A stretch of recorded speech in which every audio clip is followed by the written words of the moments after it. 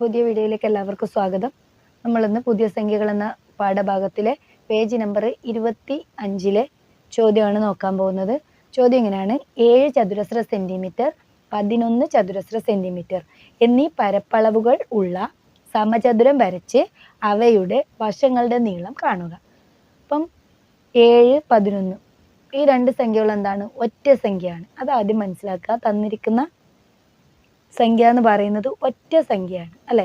അത് എന്താക്കിക്കൊണ്ട് പരപ്പളവ് നമുക്ക് എന്ത് കിട്ടണം? 7 ചതുരശ്ര സെന്റിമീറ്റർ. അടുത്തത് 11 ചതുരശ്ര സെന്റിമീറ്റർ പരപ്പളവുള്ള സമചതുരാണ് വരക്കേണ്ടത് അല്ലെ. ഇത് ഒറ്റ സംഖ്യകളായതുകൊണ്ട് നമുക്ക് ആദ്യം ഒന്ന് ഒഴിവാക്കി 3 എടുക്കാം. 3 ഒരൊറ്റ സംഖ്യയാണ് അല്ലെ. ഇതിനെ നമുക്ക് എങ്ങനെ എഴുതാൻ പറ്റും? 2 കൂട്ടണം 1 എന്ന് എഴുതാം അല്ലെ. അടുത്തടുത്തുള്ള രണ്ട് സംഖ്യകളുടെ തുകയായിട്ട് എഴുതാം. അല്ലാണ്ട് ഞാൻ എന്ത് ചെയ്യുന്നുണ്ട്? അടുത്തടുത്ത സംഖ്യകളുടെ വർഗങ്ങളുടെ വ്യത്യാസമായിട്ട് നമുക്ക് എഴുതാൻ പറ്റും. അതായത് 2 കുറക്കണം 1 എന്ന് എഴുതാം. കാരണം 2 എത്രയാണ്? 4. 4 കുറക്കണം 1 എത്രയാണ്? 3 അല്ലെ. അതുപോലെ തന്നെ അടുത്ത സംഖ്യ നോക്ക്, 5 ഒരൊറ്റ സംഖ്യയാണ് അല്ലെ. 5 എന്ന് പറഞ്ഞാൽ എത്രയാണ്? 3 കൂട്ടണം 2 അല്ലെ. അടുത്തടുത്തുള്ള സംഖ്യകളുടെ തുകയായിട്ട് എഴുതാം. അതുപോലെ തന്നെ നമുക്ക് എന്ത് എഴുതാം? ഇതിന്റെ വർഗങ്ങളുടെ വ്യത്യാസമായിട്ടും നമുക്ക് 5 എഴുതാൻ പറ്റും. എങ്ങനെ എഴുതാം?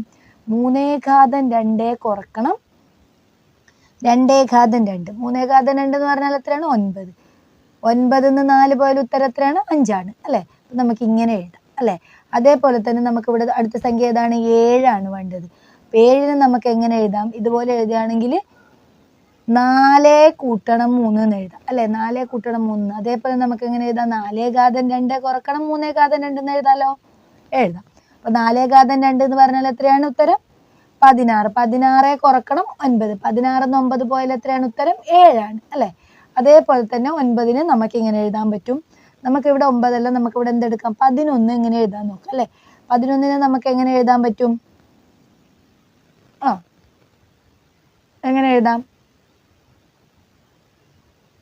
10 കൂട്ടണം 1 എന്നാണോ? ഇങ്ങനെ എഴുതാൻ പറ്റുമോ? ഇങ്ങനെ എഴുതാൻ പറ്റില്ല. അടുത്തടുത്ത രണ്ട് സംഖ്യ ആയിട്ടാണ് എഴുതാൻ പറ്റില്ല അല്ലെ. അപ്പൊ നമുക്ക് ഇങ്ങനെ എഴുതാൻ പറ്റൂല. 10 കൂട്ടണം 1 11 പക്ഷെ നമുക്ക് എന്ത് എഴുതാൻ പറ്റും? അടുത്തടുത്ത സംഖ്യകളുടെ തുകയായിട്ട് എഴുതാം.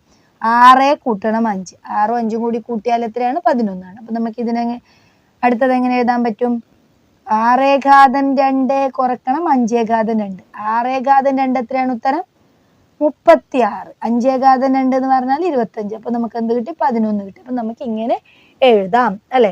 അപ്പൊ നമുക്ക് എത്രയാണ് വേണ്ടത്?